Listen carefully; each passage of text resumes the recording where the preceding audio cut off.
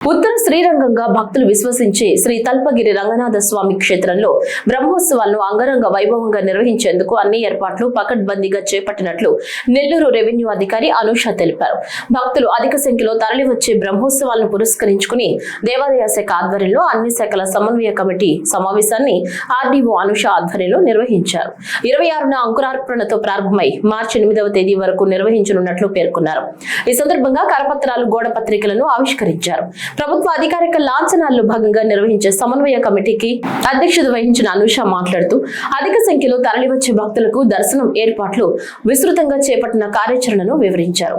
వేసవి పరిగణలోకి తీసుకుని చలువ పందిళ్లు, మంచినీటి సౌకర్యం ఏర్పాట్లపై కీలకంగా దృష్టి సారించాలన్నారు.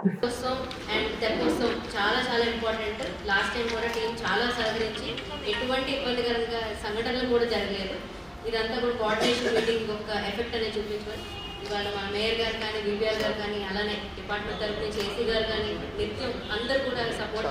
అండ్ ముఖ్యంగా ఇప్పుడు చైర్మన్ గారు మొన్న కూడా మనం జరిపిన జనవరి బుక్కోట్ ఏకాదశి టైంలో కూడా చైర్మన్ గారు స్వయంగా నేను ఇక్కడ గమనించాను. ఆయన చాలా ఎఫర్ట్స్ తీసుకొని విఐపీని, భక్తులు ఇద్దరిని మేనేజ్ చేసుకుంటూ చాలా కష్టపడ్డారు. ఒక టైంలో అయితే ఆయన పరిస్థితి చూసి నేనైతే మీరు ఇక్కడికి వచ్చి కూర్చోండి అన్న రిక్వెస్ట్ అయితే చేయడం జరిగింది.